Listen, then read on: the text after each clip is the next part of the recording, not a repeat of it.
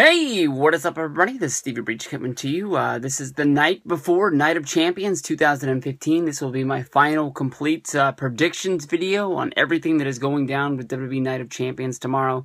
I will say that I can notice by looking at the buzz on my channel right now, either that the Stevie Breach channel is just at the point where it is completely dead, and no one is paying attention to it anymore. I know that it's not going to last forever, but from looking at the views on my Night of Champions videos that I posted up this week, I believe Wednesday, I believe that this is an all-time low when it comes to views or interest in the Night of Champions pay-per-view. I don't know if it's because of the believability of the main event. Definitely when you look at Sting versus Seth Rollins, I definitely don't think that a lot of people are thinking that Sting is going to have a chance of beating Seth Rollins. Mainly because of his age, mainly because he's never won a match in WWE. Just the feel of it is, it's just, let's get over this month, September, and let's get on to October with a Hell in a Cell. It's just, at this time of year, after SummerSlam, definitely, WWE starts to decline into an all-time low of December with the TLC pay-per-view. Last year, they gave us Brock Lesnar at Night of Champions. This year, we get Sting.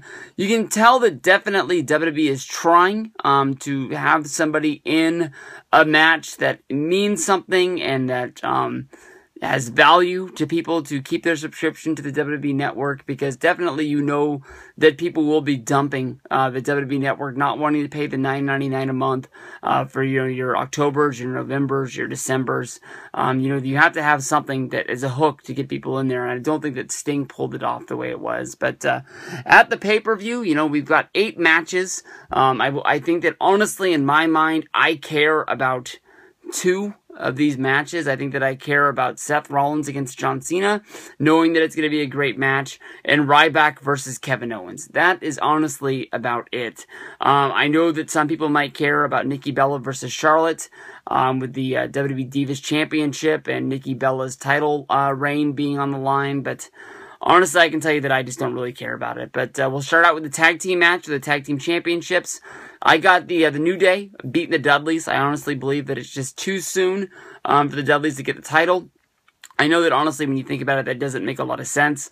But I do believe that the Dudleys will get theirs. I just think that they're going to get it in some sort of a stipulation match, whether if it's all 3 members in there against 2, whether if it's a tables match, TLC match, something along the lines. They're just not going to throw the Dudleys on there, get them sizzling, and just give them the titles. I think they're going to try and keep those guys sizzling as long as they can, and pump as much into the tag team division as they could. So, New Day to beat the Dudleys.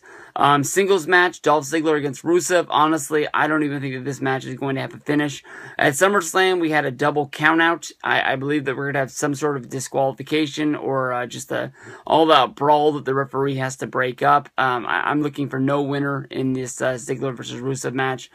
To be determined, in this next match, it's going to be Dean Ambrose, Roman Reigns, and a partner to be named later, against the Wyatts. There's still a lot of buzz out there over who this mystery tag team partner is going to be. I honestly think it's going to be Randy Orton in my mind. We'll have to see what comes down to it, but I got the baby faces beating the heels. I got Orton sprouting off and starting a feud against Bray Wyatt. What that means for Luke Harper and Braun Strowman, I've got no clue. But that's what I see. Hopefully Ambrose and Reigns will be saved from the Wyatts, no longer have to battle it out with those guys anymore.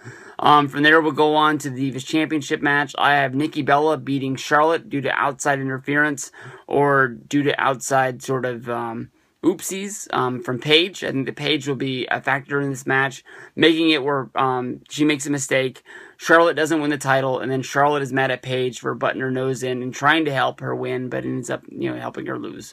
I got Kevin Owens beating Ryback for the IC title.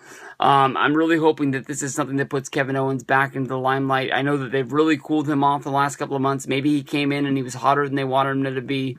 But you can tell that they really have something special going for this guy. Kevin Owens, he had basically his homecoming to Montreal. I know that he's a guy that sells a lot of shirts, but, not really do you ever have heels get their own really special shirt, especially mid-card heels. I'll take Owens to beat Ryback for the IC title. From there, we go to the pre-show match, which should have been the first match I talked about. I'll take the baby faces, Neville and the Lucha Dragons, to beat the Ascension. And then in the main event, Seth Rollins versus John Cena and Seth Rollins versus Sting in 2 separate matches, one for the U.S. title, one for the WWE World Heavyweight Championship. I got Seth Rollins winning both and going on and starting a new feud with Triple H after this one. I think that's where they're going. Seth Rollins is going to be proclaiming himself as the greatest champion of all time, being able to beat both guys, being able to win 2 separate matches. Maybe Triple H will even bring up the fact that he defended the WWE Championship 3 times on one pay-per-view, which is more than Seth Rollins. Maybe you'll see these guys button heads. But where Sting disappears to from here, I'm not sure. Maybe we'll see him at the Hall of Fame at WrestleMania 32. Maybe they'll find a place to put him on the card. But hopefully he'll go out there and have a good match. He doesn't embarrass himself. He had a good match at WrestleMania 31, but there was a lot of smoke and mirrors. You had the NWO, you had the DX, you had a lot of stuff going on in there. But it should be a show. I'm going to watch it. I got to work late tomorrow, so I'm not even going to start watching the show until at least an hour after it's done. So hopefully nothing spoils it for me, but one thing or another, I'll be watching the show, having a lot of fun. Peace out, and I'll see you guys down the road.